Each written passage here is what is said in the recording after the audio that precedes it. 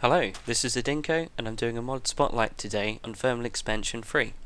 Thermal Expansion is a mod that's all about the changing states of materials, so solids into liquids and liquids back into solids. It's a great mod. It's got a lot of useful tools like the pulverizer, which will give you 2 iron ingots for your 1 iron ore, and it's a great mod. So let's dive straight in and I'll show you what you need to do to get some machines set up, and we'll take it from there. So the first thing we're going to need to do is generate some power, and for that we need some water. We're going to use an aqueous accumulator, I think I've said that right, which basically is going to pump water for us. So to set this up, we just need a 3 block wide hole in the ground, and we pop the aqueous accumulator in the middle. You put a block of water either side, and that's pretty much all set up and ready to go. Now we're going to connect this up using something called fluid ducts. This is a fluid duct, and it's basically a pipe that will transfer fluids in thermal expansion. So let's place some fluid duct. Now one thing I have noticed, I don't know if this is the bug or intended design at the moment, but I am using a beta version right now. If you put some fluid duct down and it fills up with liquid, if you place some more duct next to it, it doesn't fill up and it doesn't connect. So if you're laying pipes to something that's already connected, you need to have the pipe in place before you connect it to the machine. Okay, so I've sorted my ducting out. Let's make some energy. So I'm going to use a steam dynamo.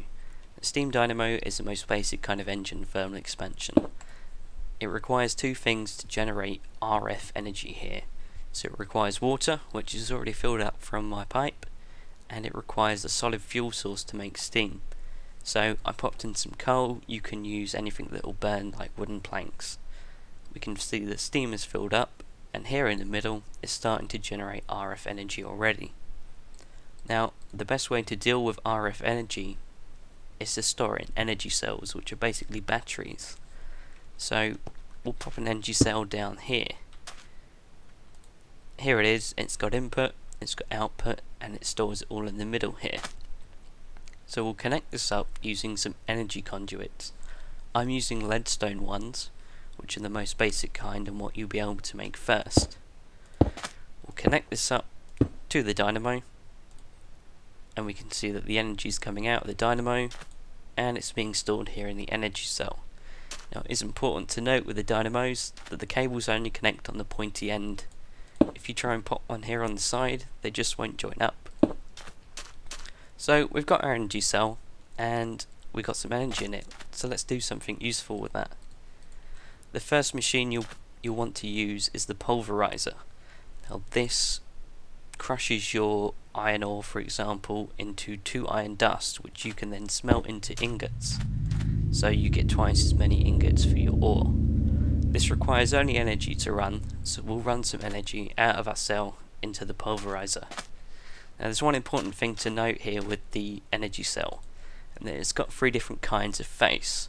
You've got the blue face, which is the input, and that's what we're using to input energy from the dynamo into the cell. We have the orange faces, which are output.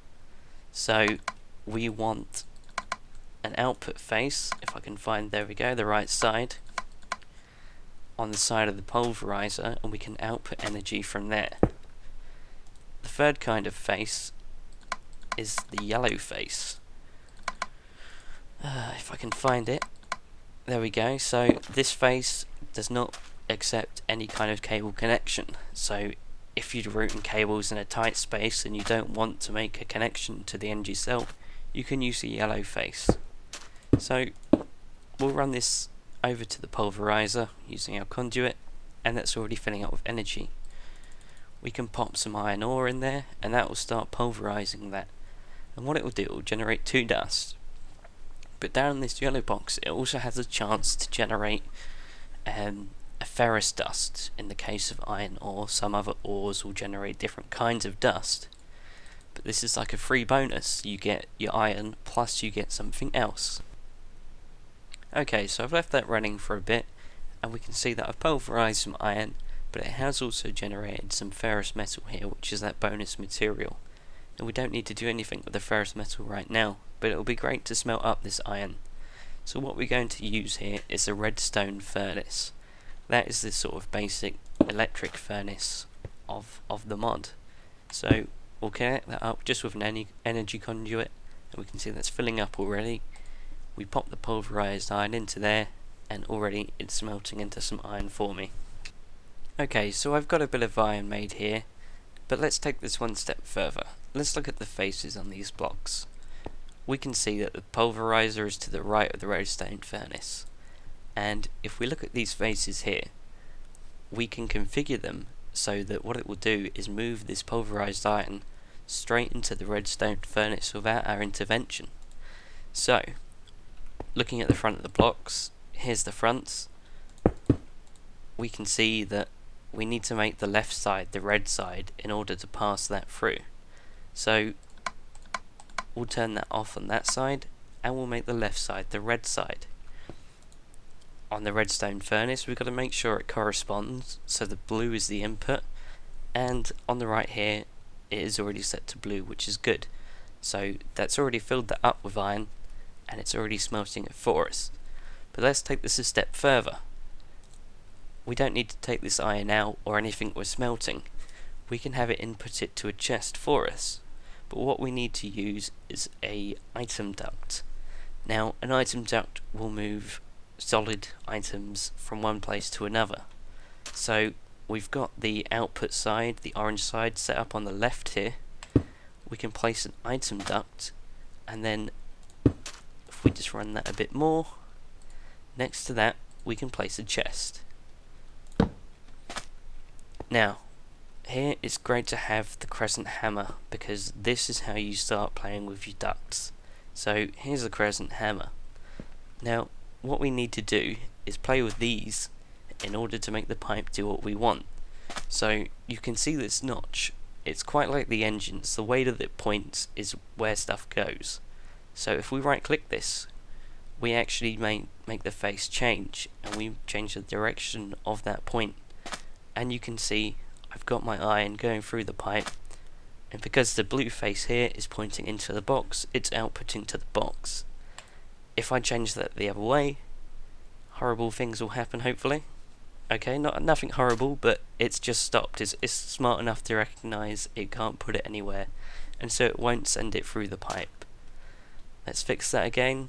We also get a connection mode here, which is nothing. Let's put it the right way round, and yep, we can see there's the iron going through. Okay, so let's look at these ducts a little more. Let's say we fill this chest up with iron, and we need to connect a second chest up to the ducts. We'll pop our second chest down here, and let's run some ducts. Now, for the purpose of this, I've just broken that connection, so it won't actually transfer anything. So I've connected my second duct up to my second chest. Let's send that through. Now, what the ducts will actually do is take the shortest path first. So you can see 2 irons went through there, it completely ignored that chest, and it went down to this chest. Now this is because it takes the shortest path, but we can change that. If we click on the closest block to the output, we can change it to do different things. So if I use the debugger, this will actually show us what the faces do. So we've got type standard, you can see down the bottom left there. If I hit this once, we get type dense. If I hit it again, we get type vacuum, and if I hit it once more, we get type round robin. Now, round robin is actually what we want here. That means if there's 2 outputs, you get 1 each. If there's 3 outputs, you still get 1 each. Basically, everyone gets 1, and then it will continue that cycle. So let's quickly just smelt a bit more ore here so it goes through. Okay, so I've got some iron going through now. Let's take a look and see what happens. So we get 1 come out, it goes to 1 chest. We get another 1 come out, and it goes to the other chest, and that's round robin. Everyone gets 1. But let's look at the other types of tube what we can configure. So we've got this back to standard, meaning it will take shortest path first. Now on this side, let's configure first one, which is dense.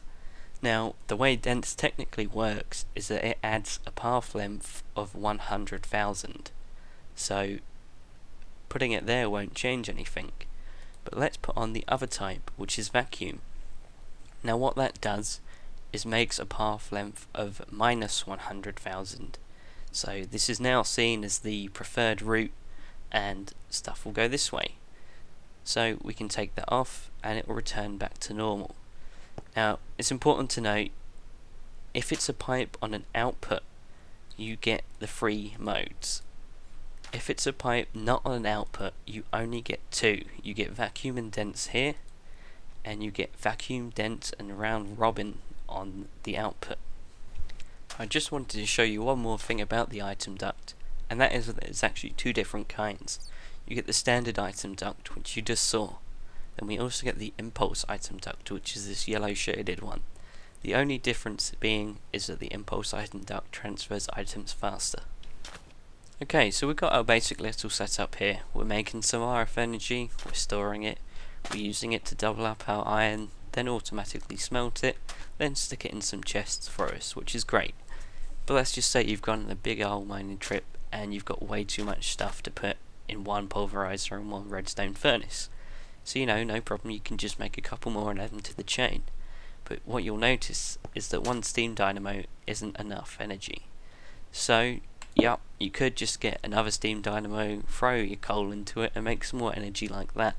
But it's quite an inefficient way of doing it. What we can instead do is move on to better dynamos and better fuels. So here I've got the compression dynamo. If I pop that down just here, now this will take two things. It will take a coolant. You can use water like it's just filled up with because it's connected to my pipe, or you can use cryotheum is another one. Now the second part that it takes is that liquid fuel, so we need to make that because we don't have any and there's not any around. So what we can make is liquid-factored coal. Now the process for making that, we need to use our pulverizer, and we need to pulverize some coal, which I've just done here, into pulverized coal, and then we need to use a machine called the magma crucible. Now what the magma crucible does is turn solids into liquids, just as the little tooltip here says. So what we'll do is put an item duct in between our two machines here, set up the face the right way. I'm just going to get rid of my redstone furnace for now, and okay, so excellent, that's going through into there. Stick a bit of power on there, and that should start making our pulverized coal. Okay, so I just paused that while it was filling up with energy. We've got it processing the coal here from solid into liquid form, and you can see I've got 100 MBs worth in there, and that's my liquefied coal. So as that's a liquid, we're going to need to move back to our fluid ducts to move that. So we'll connect it up from the dynamo, just cross over these, and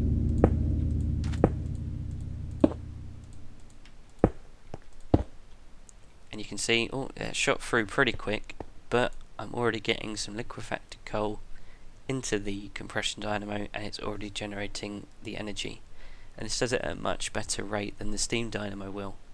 So let's pop a cable on there, hook that up, and there we go. I've got some nice liquid fuel, and it's much more efficient than this old steam dynamo, which I can now get rid of. Okay, so I've just set up a couple more compression dynamos here, and I've actually noticed while I've been doing this, this isn't a bug with these ducts up we saw right at the start. What it actually is, it's just quite precise as to where you can join pipes up. So if I pop a pipe next to this pipe that already has fluid in it, it won't join up, and if I mash around with my crescent hammer, it doesn't do anything. But you have to click the faces in between. So you see just there, I clicked on the mating face, or what would be the mating face.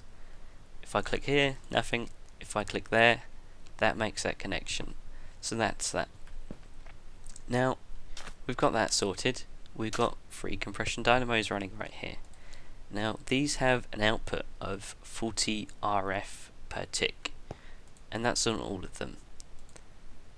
So we're going to run into a new issue here, and what that is that these old leadstone energy conduits can't take that amount of power.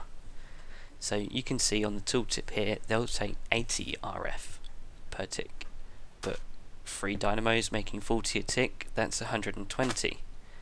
If I run a multimeter across this, which is a good little tool for finding out issues like this that you get in thermal expansion, we can see that the network saturation is 100%, which means you can't get any more RF down the pipes.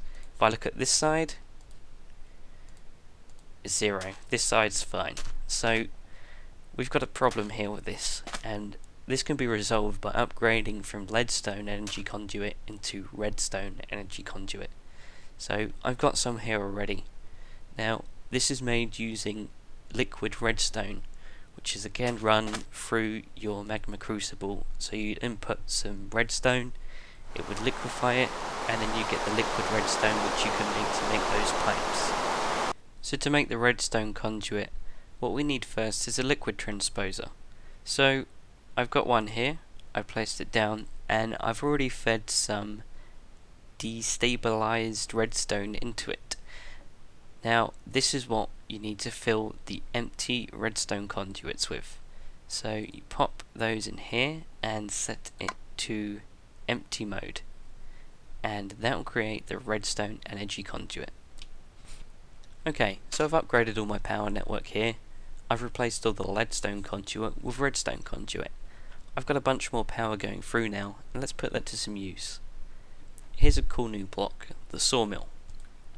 So the sawmill is quite like the pulverizer. If you put wood in, you'll get a lot more planks out than you normally would. That's generating there, and it's also generating sawdust, which I'll come back to. Let's feed this into this chest, and then from this chest I'll show you another new block, which is the cyclic assembler. Now I've got a lot of planks here. I don't want to sit there clicking buttons all day trying to make some sticks. So if I rig this up, I'm going to make this cyclic assembler make my sticks for me. So we'll connect some power up to that, that will fill up. What we need to do is insert a schematic into it. So in the schematic menu here, we need to make the layout of the item we want to make. Then you hit the tick button. Now that is ready to make sticks. Now that's not feeding through, but hopefully if I just replace that, that will go. Yep, okay, so sometimes it does that. I think that's a bug, but that's how you get around it. Now, wow, okay, that was fast. It's already made a bunch of sticks. So much that it's got stuck there, so we'll just make another one here. Gonna have to flip this around, there we go. And output that into the chest, great. That is really fast, that is good. That has saved me so much stick clicking time. I like that. And that's filling up this chest really quick. So that's another great little item. Okay, so back to the sawdust. I've got my sawmill, it's grinding up its birch wood, and it's making the sawdust. I've got it passed into a cyclic assembler. I'm going to stick a blank schematic into the cyclic assembler, and make this pan, which is compressed sawdust. Send that through, and I've already wired this up to go to a redstone furnace. And that redstone furnace will take the compressed sawdust, and that will turn that into charcoal. So you can see it's very renewable. You can use this charcoal in most ways like you would normal coal. You can use it to power a steam engine, or power a standard furnace. So that's another good way to get some more back out of your items. Now another good thing I want to show you is the tanks. These are ways of storing liquids such as your liquefied coal and keeping them so you can use them at a later time. I'm just going to pump some water into this tank here to show you really what goes on. If we connect this up, use my crescent hammer, we can see that that tank fills up. That's pretty straightforward. It gets a little different if you stack multiple tanks together. Now, it's a little harder to see, So let me just break that. But the bottom face is orange and the top face is blue. So those are your inputs there, and your outputs at the bottom. And when you stack multiple tanks, it automatically sorts out those outputs. So it outputs through to the next tank, and so on. So the idea is, when you connect up your fluid duct, put that on there. There we go. You can see it's draining down through the tanks and filling it up from the bottom up, just as it should. So that's how those tanks work. Another little thing are the different levels of energy cell. Now, I've been working here using a hardened energy cell, which will hold 200,000, is that? 2 million RF. That's the second tier. We start at leadstone, we go up to hardened, redstone, and resonant. And as you go up, you hold more and more RF each time. So, as you progress, you get more machines, you demand more energy, you can scale up on your energy cells to suit. So the last production block that I wanted to cover is the induction smelter. Now, the induction smelter is the natural step up from our redstone furnace. It only needs RF energy to smelt again, but this is a bit different. So we put in the pulverized iron dust, and it won't smelt because we need a secondary ingredient. Here I'm going to use sand, which is really the most common one. You can see already it's made my iron ingots, it's really fast at smelting, and it's also made a thing called slag. Now, slag is a necessary ingredient for some of the items that thermal expansion adds on. I'm going to let this smelt through for a bit and see if I can make some rich slag. Okay, so it turns out iron doesn't do what we want, but ferrous ore does. So I'm just smelting some ferrous ore here with some sand. I'm producing my ferrous ingots, and I'm also producing rich slag. Now, rich slag is very, very useful. Say that you've got an ore which you don't have a lot of. Let's take the example gold. So I've only got one gold ore and I need some more. So what we can do is put the rich slag in the secondary slot and the gold ore in the primary slot. And instead of just making one gold ore, we make 3 gold ingots. And we make a byproduct of some more slag, which we can use as something else. So, yeah, I could have put that through the pulverizer and got 2 gold ingots, but thanks to the slag, I've actually got 3. So that's a good, useful way of getting more metal that you're rare on. Okay, so that's it for the production blocks. Lastly, I really wanted to cover long distance energy and item transfer. So, we've got 2 ways. Let's start with the energetic infuser. So what you can do with this is connect it up to a power network and insert a flux capacitor. Now, they sound really cool, but they're basically just batteries you can hold in your inventory. So you can see there's various different kinds and they hold more RF as you go. Pop the flux capacitor in, and on the right hand side, if we hold shift, we can see that it's already starting to charge up. And then you can just take that in your inventory and that's energy wherever you are. Now, the second thing is the Tesseract. Now, the Tesseract is really cool. They work in a pair, so I'm going to set a second Tesseract up there. You need to set up a frequency for the Tesseract. So we can see here it's device inactive. If I enter 1, and it's now on frequency 1, and on this one I enter 1, these are both now on frequency 1 and acting as a pair. This will transfer energy through, and you can also transfer items and fluids. So let me just stick an item duct on, get a chest real quick, and we'll pop that ferrous ore in there, get a chest here, item duct, we'll just set these up the right way. So I'm going to pull stuff out of the chest into the Tesseract, out through the other Tesseract into my chest. So I've got my ferrous ore. Now we need to configure these Tesseracts to do that. So they go in 3 different modes. You get item mode, you get fluid mode, and you get energy mode. specifically I'm working on the items here, and you can see by default this is set to receive only, so I want to send. So if I click that, I can send and receive, and you just saw that just went through the pipe there, just came out through the other tesseract on the pipe on the other side, and it's in my chest. So using these, you can set a combination of, do you only want to send something? For example, if you've got a mining outpost set up somewhere and you just want to haul all the stuff back easily, you can just set one side to send and one side to receive. And on that note, you can set the energy to go through the other way. So, you know, say mining outpost here, I want to send items and receive energy, and then say this is back in my base here, I want to receive items and I want to send energy, and then you know, say I've got over there all my power which is not connected up, but just pretend it is. That will go through the tesseract out the other side, and it will go power my miner or whatever I've got over there. So this is a really cool thing. So there we have it. This is everything I wanted to cover in this mod spotlight, which is pretty much all of the production and manufacturing kind of stuff in thermal expansion. But it does add some other items like different kinds of armor, tools, and things called florbs, which are great fun. But I didn't want to bulk out this video too much, so I'll follow up with another video with those sorts of things in it. For now, I hope this has been useful for you. Cheers.